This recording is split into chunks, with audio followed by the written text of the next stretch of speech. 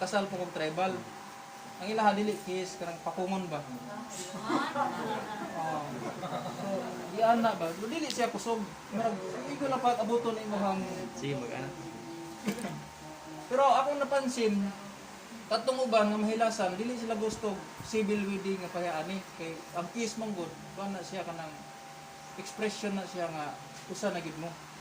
Amo tong pakong kay bahalag buklan mo to kay wala say kontak ba sa gitawag na to nga pagka dili kayo siya kuan kanang pag mahilasan ka maulaw ka mahadlok ka okay ra to siya kay pwede raman to nimo sumagon imong partner.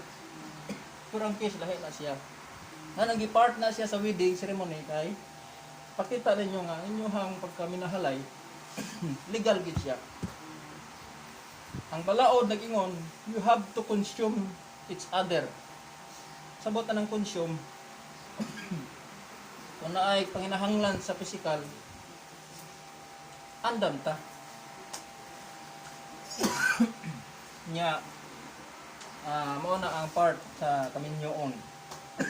Nya kinahanglan po na siya og proper agreement and understanding aron nga makasanabot ang duha ka parte.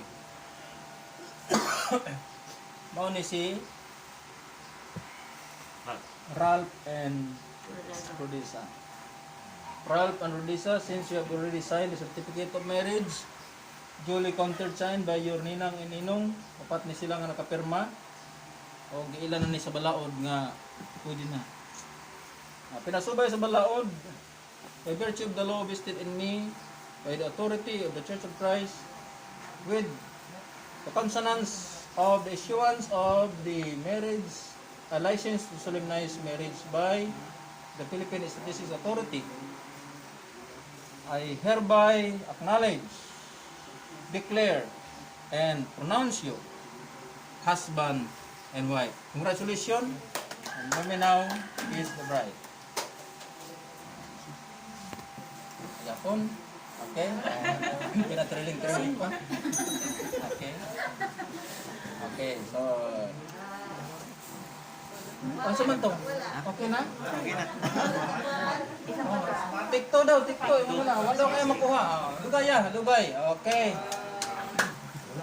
Wala pa daw? Oh? Ingon pa sa Japanese.